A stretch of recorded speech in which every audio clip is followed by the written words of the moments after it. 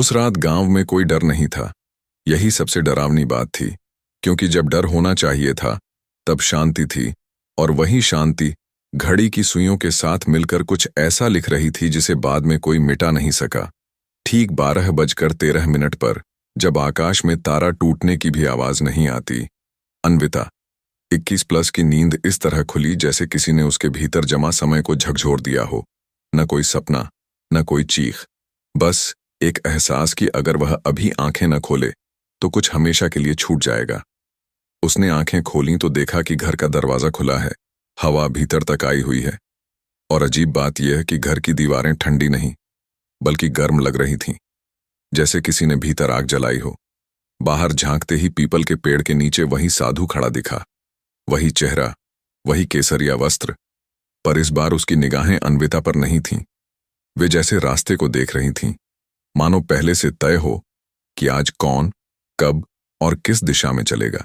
साधु ने न तो आवाज दी, न हाथ उठाया, फिर भी अन्विता के कदम अपने आप आगे बढ़े, दुपट्टा कंधे पर ठीक करते हुए नहीं, बल्कि बिना सोचे, जैसे सोचने की इजाजत किसी ने छीन ली हो। और जैसे ही उसने देहरी पार की, घर के भीतर रखी घड़ी रुक गई, सुइयां अटक गईं, और वही पल था जब कहानी ने सांस लेना शुरू किया।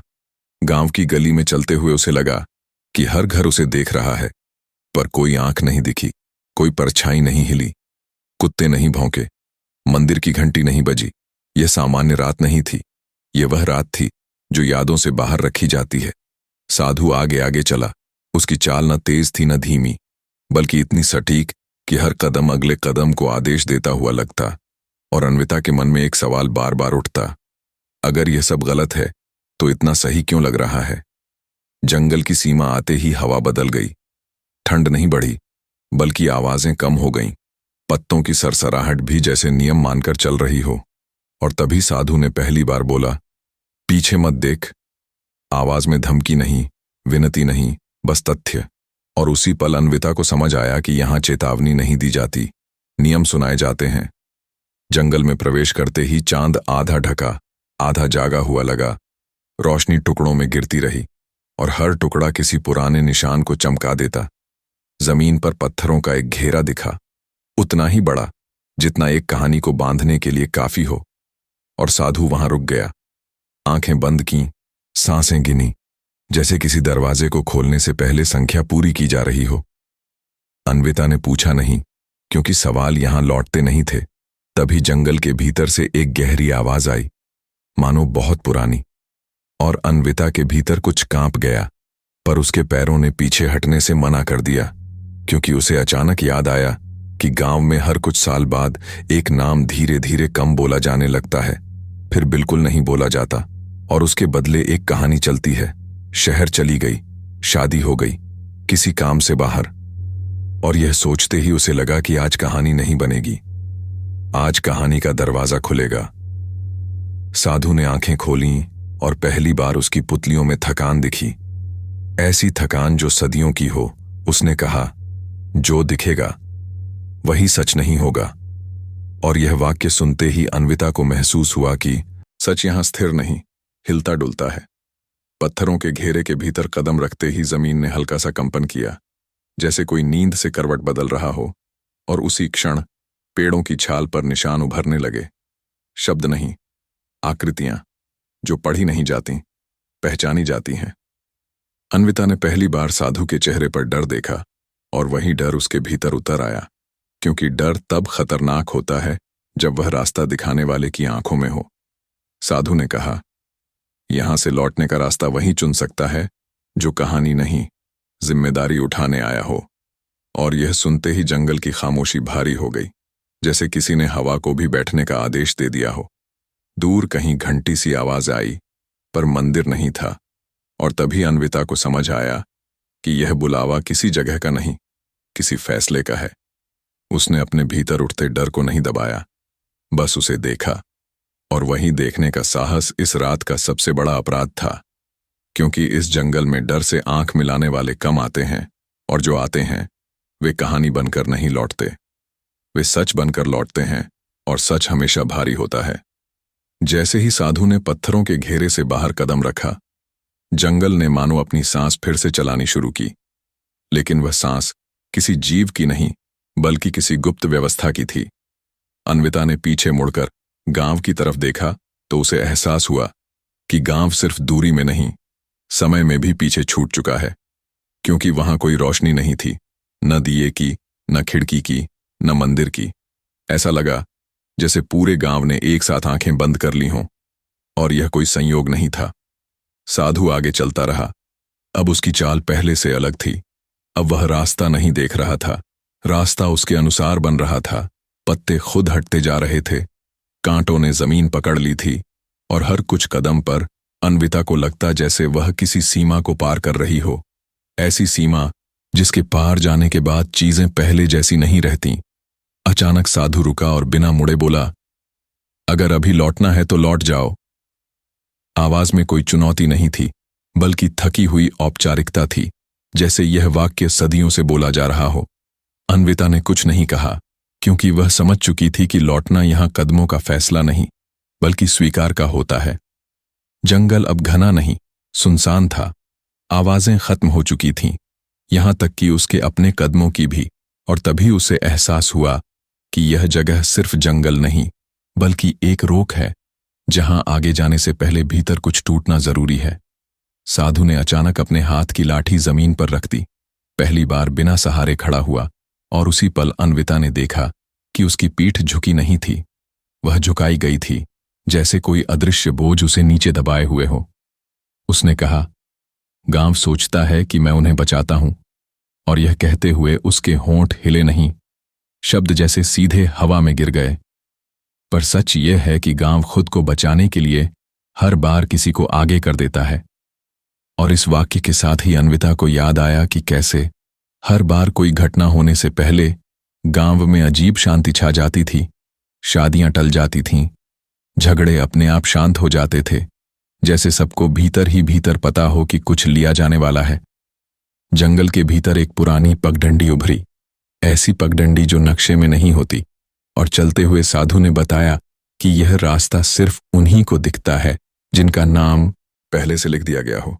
और यह सुनते ही अन्विता के भीतर एक सिहरन दौड़ गई, क्योंकि उसे पहली बार एहसास हुआ कि उसका आना अचानक नहीं था। थोड़ी दूर पर एक टूटा हुआ मंदिर दिखा, बिना मूर्ति के, बिना छत के, और साधु वहीं रुक गया।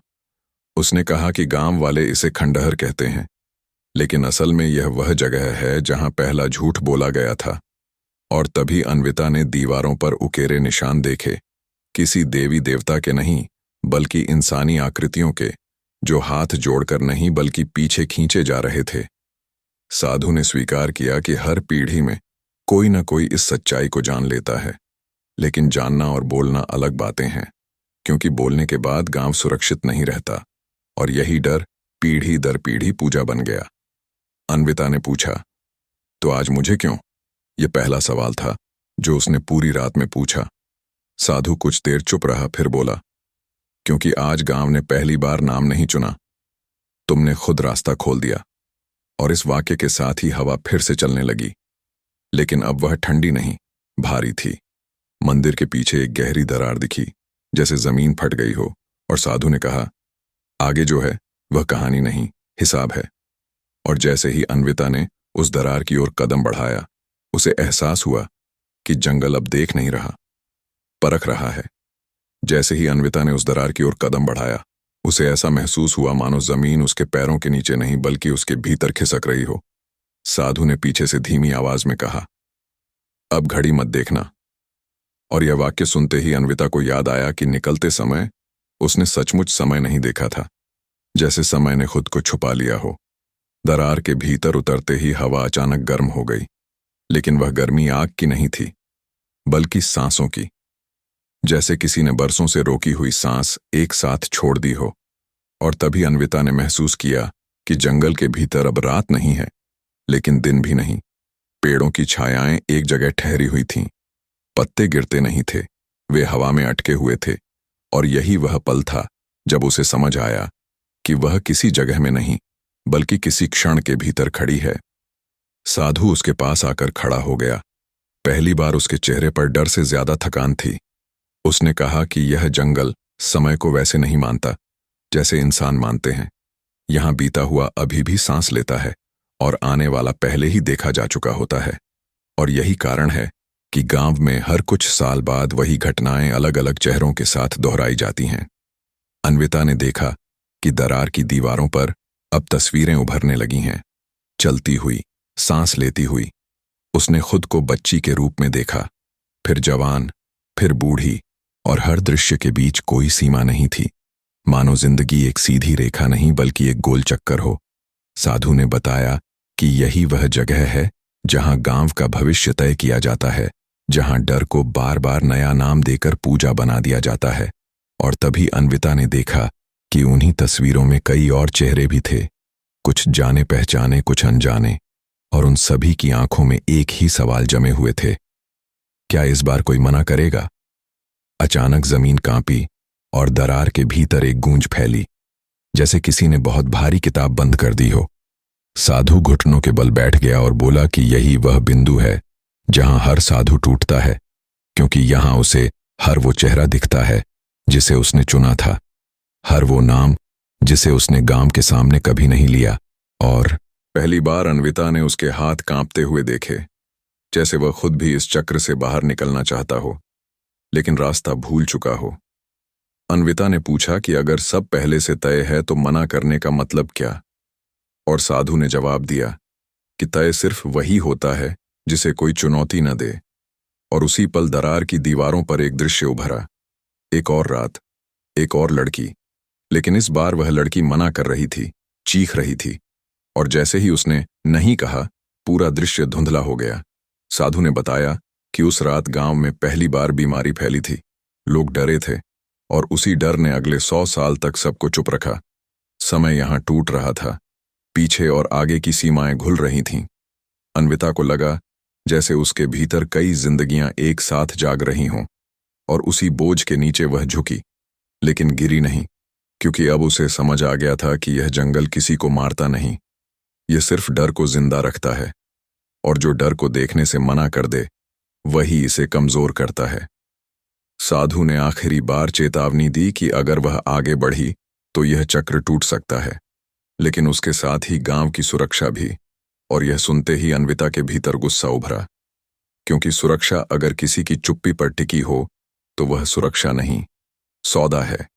और उसी विचार के साथ उसने दरार के सबसे गहरे हिस्से में कदम रखा, जहां समय पूरी तरह से रुक गया था। वहां कोई आवाज नहीं थी, कोई रोशनी नहीं थी, बस एक एहसास था कि यह जगह सदियों से किसी फैसले का इंतजार कर रही है।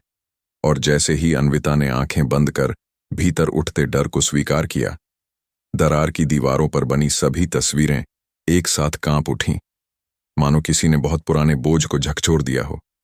साधु चीख पड़ा, लेकिन यह चीख दर्द की नहीं, मुक्ति की थी। और उसी पल जंगल ने पहली बार किसी इंसान के लिए रास्ता नहीं, विकल्प खोला। दरार के भीतर समय के थमते ही अन्विता ने पहली बार महसूस किया कि सन्नाटा भी बोल सकता है, बस उसके लिए सुनने की हिम्मत चाहिए। और जैसे ही उसने आंखें खोलीं, जंगल की दीवारों पर उभरी तस्वीरें अब बिखरी नहीं थीं, बल्कि क्रम में थीं, एक के बाद एक, मानो किसी ने वर्षों से छुपाकर रखी फाइलें अचानक खोल दी हों। उसे दिखा कि यह जंगल पहले डर का नहीं, सहमति का घर था, जहां कभी गांव के लोग मिलकर फैसले करते थे, जहां कोई अकेला नहीं चुना जाता था, और जहां हर संकट का सामना सब साथ करते थे। लेकिन समय के साथ सुविधा ने साहस को खा लिया, और जब पहला बड़ा डर आया, सूखा, बीमारी, अकाल, तो किसी ने सुझाव दिया कि अगर एक व्यक्ति आगे कर दिया जाए तो बाकी सुरक्षित रह सकते हैं। और वही सुझाव धीरे धीरे नियम बन गया। तस्वीरों में उसने देखा कि पहले चुनाव खुले में होता था, लोग रोते थे, बहस करते थे, और जिम्मेदारी बांटी जाती थी। लेकिन जैसे जैसे पीढ़ियां बदलीं, जिम्मेदारी एक चेहरे पर डाल दी गई, साधु, ताकि बाकी लोग अपने डर से आंखें चुरा सकें। अन्विता ने देखा कि साधु की भूमिका कभी पूजा नहीं थी, वह तो ढाल था, एक इंसान जिसे सबके डर को अपने ऊपर ओढ़ना था। और जैसे ही यह ढाल बनी, गांव ने खुद को मासूम समझना शुरू कर दिया। तस्वीरों में नाम उभरते गए, लोग जो कहीं और चले गए, और हर नाम के साथ गांव की सामूहिक चुप्पी मोटी होती गई। साधु का चेहरा हर तस्वीर में बदलता रहा, लेकिन आंखों में एक ही थकान थी, क्योंकि हर साधु जानता था कि वह किसी जंगल का सेवक नहीं, बल्कि गांव की चुप्पी का कैदी है। अन्विता ने देखा कि कैसे मंदिर की दीवारों पर इंसानी आकृतियां पीछे खींची जाती दिखती थीं। वे सजावट नहीं थीं, वे स्वीकारोक्ति थीं, लेकिन गांव ने उन्हें आस्था का नाम दे दिया। तभी एक दृश्य उभरा जिसमें एक साधु ने मना किया था। उसने कहा था कि वह किसी और को आगे नहीं करेगा, और उसी साल गांव में डर फैला, आंधी आई, फसलें गिरीं, और लोगों ने सच से नहीं, सवाल से डरना सीख लिया। उसी डर ने परंपरा को मजबूत किया, क्योंकि डर सबसे अच्छा ताला होता है। अन्विता को समझ आया कि छुपाया गया सच किसी राक्षस का नहीं, बल्कि उस पहले झूठ का था जिसने सबको राहत दी। अगर हम कुछ न देखें तो हम दोषी नहीं, और यही झूठ पीढ़ी दर पीढ़ी पूजा बनता गया। तस्वीरों में उसने खुद को भी देखा, उसकी जिंदगी के छोटे छोटे पल, और उसे एहसास हुआ कि यह सब अचानक नहीं था। उसके भीतर सवाल पूछने की आदत, डर से आंख मिलाने की क्षमता, सब उसी दिन के लिए तैयारियां थीं, क्योंकि जंगल व्यक्ति नहीं चुनता, संभावना चुनता है। साधु ने टूटती आवाज में कहा कि हर बार कोई न कोई यहां आकर सच देख लेता है, लेकिन बाहर जाकर बोल नहीं पाता, क्योंकि गांव सच सुनने को तैयार नहीं होता। और यही कारण है कि आज तक कोई भी कहानी पूरी नहीं हुई। अन्विता ने पहली बार महसूस किया कि उसका डर निजी नहीं, सामूहिक है, और अगर वह यहां से लौटकर चुप रही तो वह भी उसी झूठ की रखवाली करेगी। उसी क्षण दीवारों पर आखिरी तस्वीर उभरी, सुबह का दृश्य, गांव के लोग, सन्नाटा, और एक सवाल जो हवा में लटका है, अब क्या? और अन्विता को समझ आ गया कि यह जंगल सच दिखाकर उसे छोड़ देगा, लेकिन फैसला उसे ही करना होगा। उसने साधु की ओर देखा। अब वह बूढ़ा नहीं, बस खाली था, और उसने कहा कि सच छुपाने की सबसे बड़ी कीमत यह है कि एक दिन सच खुद चलकर सामने आ जाता है, और उस दिन उसे संभालने के लिए कोई ढाल नहीं बचती। उसी समझ के साथ दरार की दीवारें धीरे धीरे फीकी पड़ने लगीं, तस्वीरें धुंधली हुईं, लेकिन उनके अर्थ अन्विता के भीतर स्थिर हो गए, क्योंकि अब कहानी का सवाल क्या हुआ था नहीं रहा। अब सवाल था कौन बोलेगा, और यही सवाल अगले मोड़ पर उसे उस फैसले तक ले जाने वाला था जिससे न सिर्फ जंगल बल्कि पूरा गांव बदलने वाला था। जैसे ही दरार की दीवारें फीकी पड़ीं और तस्वीरें धुंध में घुल गईं, अन्विता को पहली बार लगा कि जंगल उसे आगे धकेल नहीं रहा, बल्कि पीछे से छोड़ रहा है। और उसी खालीपन में साधु की सांसें साफ सुनाई देने लगीं, भारी, असमान, जैसे हर सांस के साथ कोई बोझ उतर रहा हो। उसने बिना देखे कहा, तुम समझ चुकी हो, है ना? और यह सवाल किसी परीक्षा का नहीं, रिहाई का था। अन्विता ने सिर हिलाया, क्योंकि अब उसे दिख चुका था कि साधु का असली उद्देश्य किसी को ले जाना नहीं, बल्कि हर बार किसी को लौटने से रोकना था, सच के साथ। और तभी साधु ने वह बात कही जो सदियों से किसी ने नहीं सुनी थी। वह इस भूमिका में आया नहीं था, डाला गया था। उसने बताया कि पहला साधु कोई रहस्यमय व्यक्ति नहीं, बल्कि गांव का ही एक आदमी था, जिसने अकाल के समय लोगों को संगठित किया, और जब संकट टला तो उसी पर जिम्मेदारी डाल दी गई, ताकि आगे कभी सवाल न उठे। धीरे धीरे रक्षक की यह भूमिका एक पिंजरा बन गई, और हर नया साधु जानता था कि अगर वह बाहर निकला तो गांव उसके बिना खुद को असुरक्षित महसूस करेगा। इसलिए उसे बने रहना होगा, नियम निभाना होगा, चयन करना होगा। अन्विता ने देखा कि साधु की आंखों में अब डर नहीं, शर्म थी, क्योंकि वह समझ चुका था कि उसका सबसे बड़ा अपराध किसी को ले जाना नहीं, बल्कि गांव को यह यकीन दिलाना था कि चुप रहना भक्ति है। साधु ने स्वीकार किया कि हर बार जब वह किसी को चुनता था, वह भीतर ही भीतर प्रार्थना करता था कि वह व्यक्ति डर से सवाल न करे, क्योंकि सवाल करते ही यह पूरी व्यवस्था हिल जाती। और यही वजह थी कि आज की रात उससे संभाली नहीं जा रही थी, क्योंकि अन्विता ने डर को देखा पर उसे मान्यता नहीं दी। जंगल में हल्की रोशनी फैलने लगी, जैसे कहीं दूर सुबह तैयारी कर रही हो, और साधु ने कहा कि उसका असली उद्देश्य कभी जंगल को संतुष्ट करना नहीं था, बल्कि गांव को एक भ्रम में सुरक्षित रखना था। यह भ्रम कि अगर कोई और कीमत चुकाता रहेगा तो बाकी निर्दोष रहेंगे।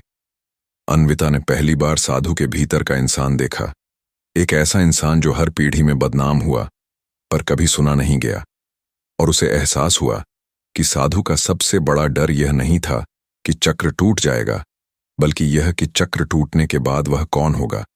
उसने कहा कि अगर आज वह अन्विता को जाने देता है और वह बोलती है, तो साधु की जरूरत खत्म हो जाएगी और उसके साथ ही वह पहचान भी, जिसे उसने सालों ढोया है। और यही डर उसे अब तक रोकता रहा। अन्विता ने महसूस किया कि यह लड़ाई साधु बनाम लड़की नहीं, बल्कि पहचान बनाम सच है। और जैसे ही उसने कहा कि पहचान अगर झूठ पर टिकी हो तो उसे टूटना ही चाहिए, साधु की आंखों से पहली बार आंसू गिरे, बिना आवाज, बिना नाटक। और जंगल ने वह दृश्य दर्ज कर लिया, क्योंकि जंगल सच को नहीं, स्वीकार को पहचानता है। साधु ने आखिरी बार कहा कि उसका उद्देश्य आज तय होगा।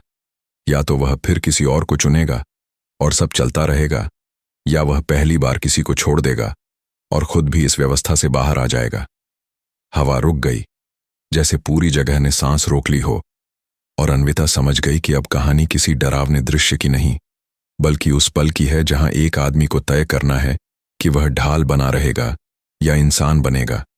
और उसी निर्णय की तैयारी में जंगल की छाया पीछे हटने लगी, क्योंकि असली टकराव अब किसी परछाई से नहीं, सुबह से होने वाला था।